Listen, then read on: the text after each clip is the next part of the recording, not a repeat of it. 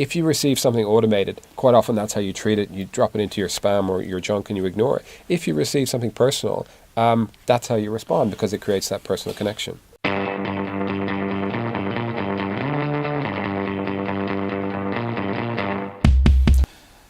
Hello, I've got Cian McLoughlin with me again. Welcome back, Cian. Thanks, John.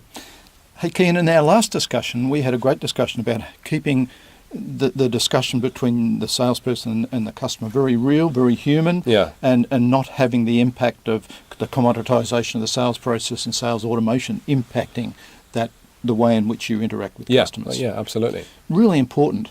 And I know since then you've told me a couple of examples of the way in which you see other people doing and yourself. Yeah. I'd love to share those with the audience. Sure. So, as you know, I recently launched my new book, Rebirth as a Salesman. Mm-hmm.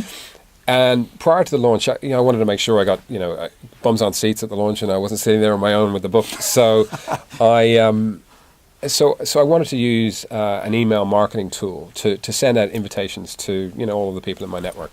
And to be honest, that's probably not a forte of mine. I hadn't used an automated email marketing tool before, so I struggled to get it to work in the way I needed to. And because I was pressed for time, I decided, you know what, I'm just going to send individual emails to all of the people.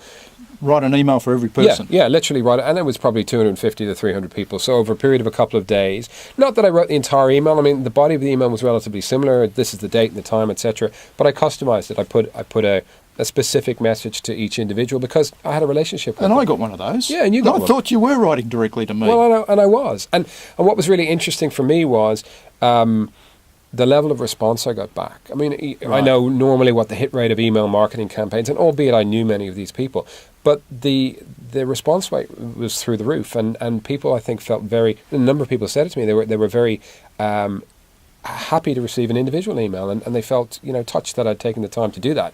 The irony being, I intended to use an email marketing tool, but I hadn't been able to use it. But it was a really, really strong message to me that if you receive something automated, quite often that's how you treat it. You drop it into your spam or your junk and you ignore it. If you receive something personal, that's how you respond, because it creates that personal connection. I've always also taught people, and done it myself, that if you find something that you think is value to somebody, a lot of people just share. Yeah. Right?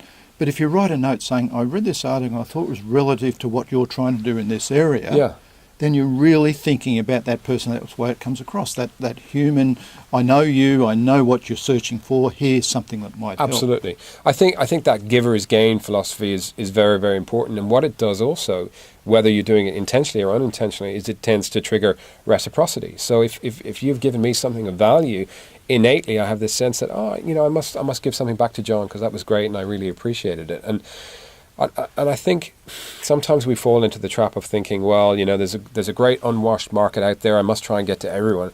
The only way to do that is to do an automated, campaign, and then we miss out on that personal touch. But everybody's doing that. That's exactly right. And what do you and I and everybody else do? Ignore. We do, yeah. Whether it's an inbound email or a cold call or any of the other ways that people are contacting, if it's not relevant and personal, there's a fair chance it's going to end up in the bin.